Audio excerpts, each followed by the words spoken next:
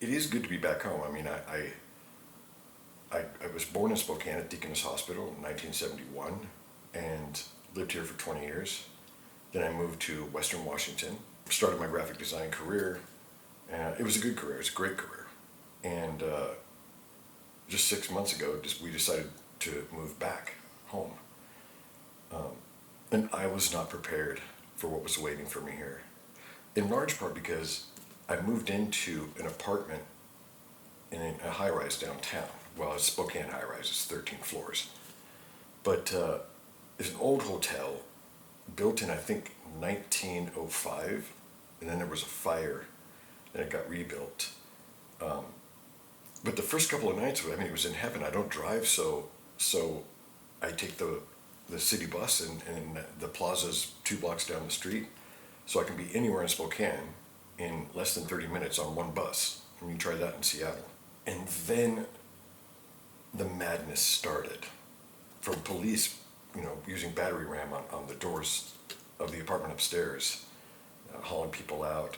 There was a drive-by shooting across the street that I had gone to bed, and it happened about half an hour after I went to bed, so I must have just fallen asleep. I got up early to use the restroom and looked out the window, and there's like 30 police cars outside. 3 people were killed in that, or maybe there were 3 people that were taken to the hospital and put on life support. I think one of them made it. The air conditioning just kicked on, and I didn't record any floor noise. I guess I should. Well, the first rule of filmmaking, and I learned this from I can't remember who the director was, but he would go onto a set, and the lights would be all set up, and he would tell them to turn all the lights off, and one by one he'd turn the lights on, and he would only shoot with minimal lighting, and that fascinated me. So I tend to shoot darker when I'm shooting films.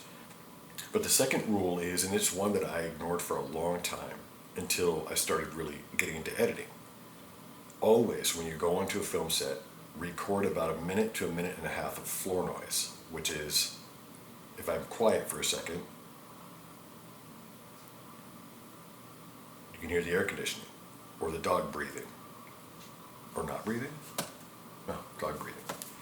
Yeah, so recording the floor noise allows you to, if there's a break in the conversation or something, then during the dialogue, when the audio is filmed with a shotgun mic usually, if the air conditioning turns off, you have this moment where there's air conditioning in the background and then no air conditioning. Well, if you record floor noise, if it turns off, you can bring that floor noise under in another audio track underneath it, so that there's no jarring difference between. It's a way to artificially put a sound. Optimally, you would turn the air conditioning off, but sometimes you don't have control of that. If you're a running gunner, you just show up to a place and film. One of the first things you do is record the floor noise.